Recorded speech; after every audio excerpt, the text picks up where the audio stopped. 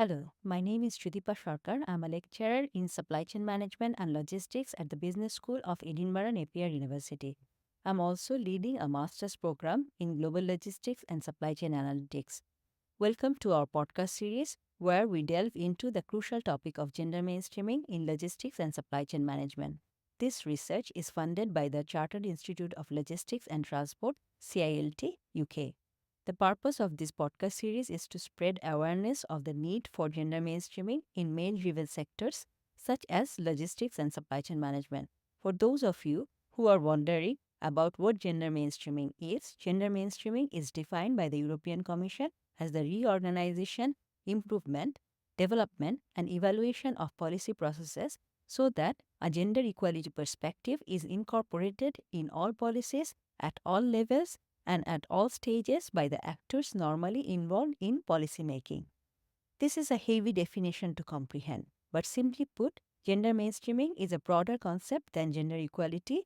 While gender equality focuses on ensuring equal rights and opportunities for men and women, gender mainstreaming goes a step further by integrating a gender perspective into all policies and practices. However, it is safe to say that greater gender equality will make a sector more gender mainstreamed and vice versa. Now, let's dive into the podcast. We hope you find this discussion enlightening and thought provoking. Happy listening. Thank you for tuning into this podcast series on gender mainstreaming. We are recording 5 podcasts, and today marks the first episode of this series. In this episode, we will explore the reality of gender mainstreaming in the logistics sector, setting the tone for why we are looking into this topic. Our guest today is Jackie Patterson, the founding director of JP Executive Search. Jackie has over 20 years of recruitment experience, 12 of which are in the logistics and supply chain management sector.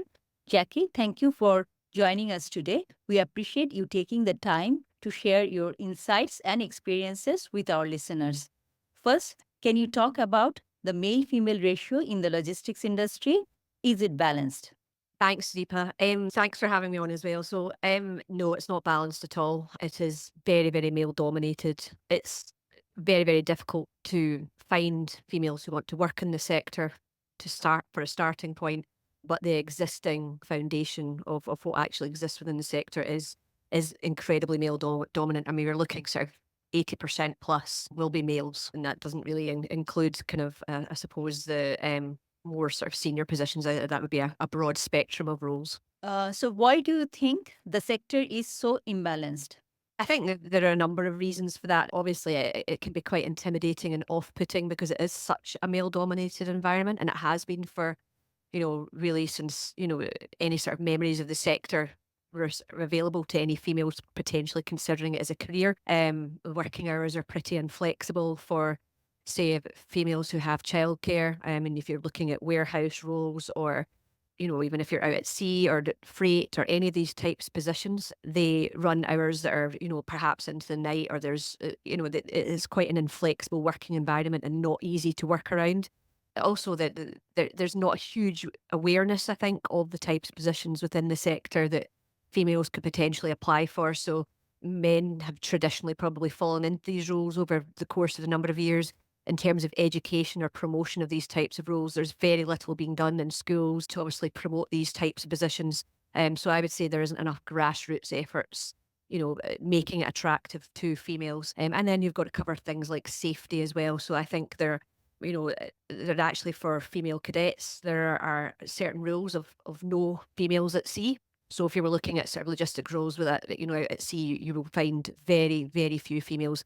And part of that is because having looked into that, it was because males didn't want to be taken for harassment charges or things like that can happen, while this is a very, very gritty environment, and basically females are very discriminated within those types of roles.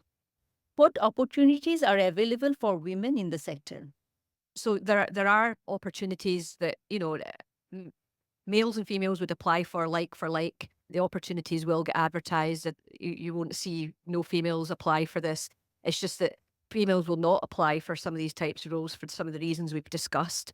But the other side of it is that a lot of the roles that you'll find a female in will be office-based, some of the supply chain roles like head of supply chain, head of logistics, where yes, they might be traveling around and fairly mobile in some of those roles, but they might not necessarily be on the shop floor. And the blue collar types of roles like production, warehousing, those types of roles, you will probably find a sort of significantly less uptake in females applying to those types of positions. So yes, they're available for them to apply to, but they won't necessarily apply, and that would be related to the reasons we've sort of discussed previously. So, what skills are crucial for women to enter and succeed in the sector?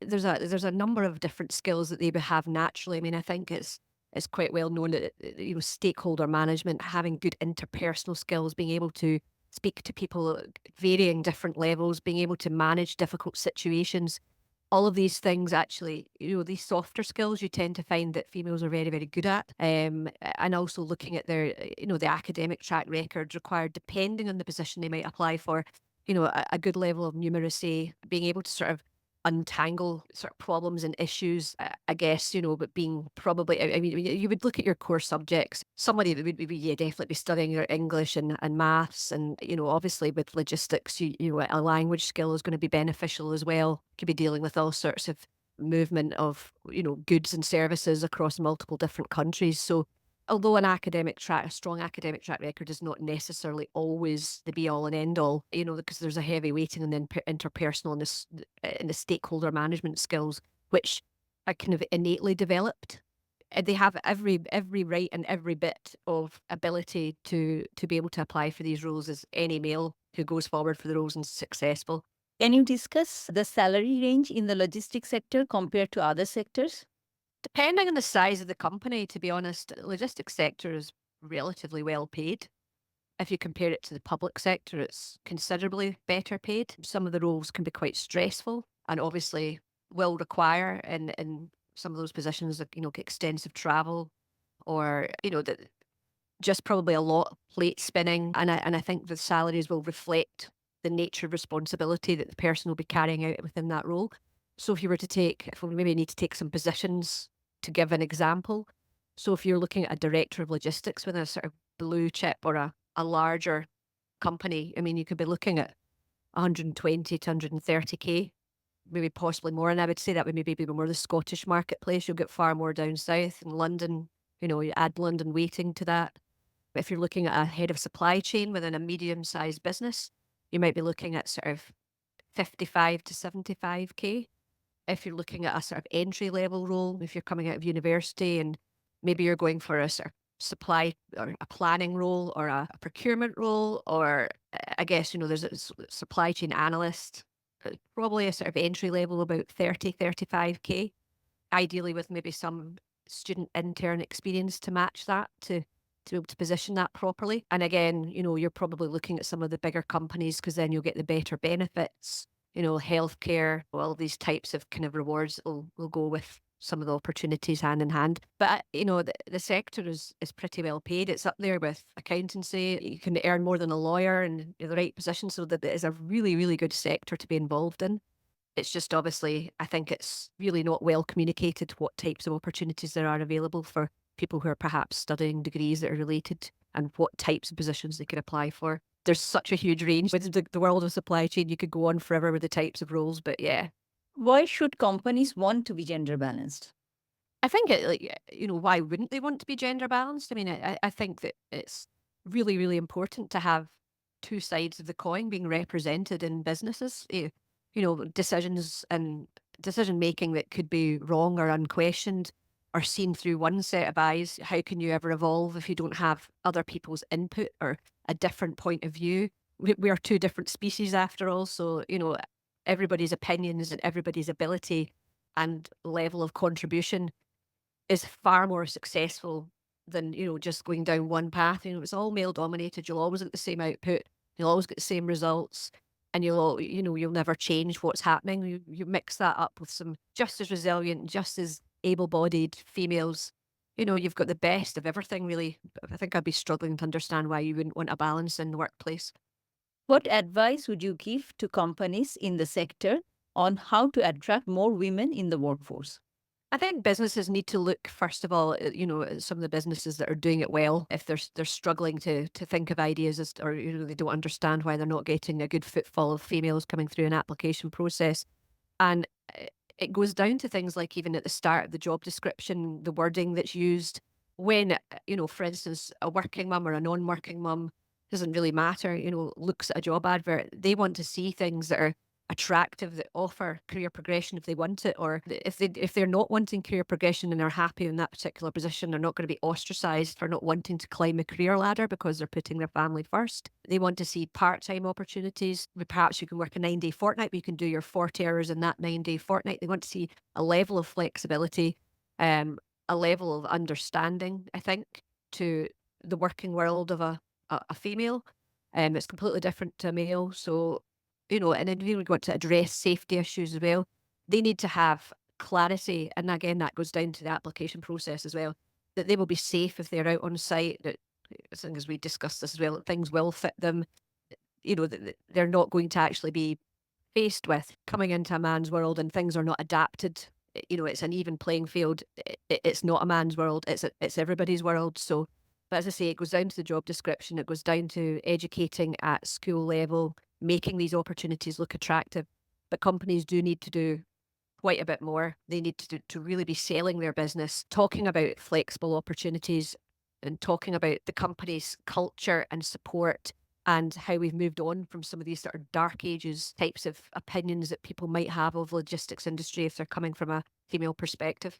So, do you want to mention any companies that are doing particularly well in promoting gender equality in the sector?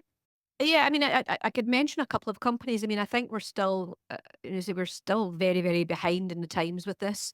But some of the companies that I've worked for that have, I feel that are, on the ball with things definitely have to be, we've spoken about this before, but it's definitely food and drink industry. Companies like Diageo, they are hugely supportive of all of their workforce. And I feel that they're doing really, really good things in the world of supply chain. Their adverts are great. They're inclusive. They have a policy where, actually they want to see more females on the board. They want to see more females in, seriously good decision making processes because they know that's good for business. Edrington Group, absolutely same. AG Bar, absolutely same as well. I mean, most of the people that I speak to in these businesses, when I'm, looking to hire for them, I'll be looking at a panel of at least sort of 2 females and 2 males. And that's a great opportunity for a lady coming into that process in the first instance. She's not looking at 5 or 6 middle-aged men who are making a decision on whether she gets that job opportunity or not. She's coming into that process and seeing people who are already successful in that organization, representing what that could look like for her. And I think they're doing superb job of that. And, they're all big businesses. But then, you could take the family run business, Malcolm Logistics as well, that they've got a really diverse workforce. There's girls just doing everything there. They don't care. And the family are all involved in that as well.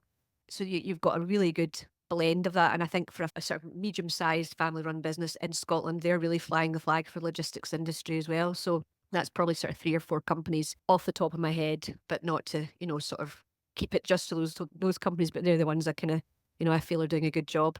So, last question, can you give some examples of the recruitment that you have done so far in the logistics sector of women who are doing particularly very well? So some of the roles that I've recruited, I probably would keep the company confidential because obviously then it will name the individual that's secured the role. So one of the last kind of big appointments, which was made just sort of the start of this year in the logistics sector, it was actually a real struggle to find, some high level ladies to get into the role. Well, this was a director of supply chain role. And in that role, the bulk of the applications were male. It was offered to a female in the first instance, but she turned it down. She had another offer. So it wasn't anything to do with the business. So it wasn't ultimately a male who got the role. And that will often happen just due to the numbers that you have. But the presentation of the candidates that went forward, they were fairly balanced, trying to get like sort of equal weighting of sort of 3 female, 3 male to go into that process. And again, I would say, some businesses are really kind of actively trying to find people to a point like that, but it's not necessarily always easy. And certainly from a recruiter's perspective, it's not easy for us to place females into these roles because if they're in one process, they might be in 4 or 5, because there are actually some businesses out there, probably like the ones we've mentioned, who are actively seeking females to get onto the board or females to come into some, senior management positions, and they don't have a huge picking to go for. So I know that's kind of probably not an exact and most accurate answer to what you've asked. But the problem is there's just not enough females in the sector to say, here's a list of females I've placed, because but that lady was offered and she was exceptional and got something else. So she was obviously going to have a few things lined up. But yeah, process was good. And I don't think she had any complaints either. So I think I think she was impressed. She just got a better offer elsewhere. So, thank you once again, Jackie, for sharing your valuable insights with us. We truly appreciate your time and expertise. Thank you once again for listening to this episode of the podcast series. We hope you enjoyed the discussion and that it has prompted you to start thinking about gender mainstreaming in your sector. Don't forget to check out our other episodes, and if you enjoyed this one, please do share it with your network.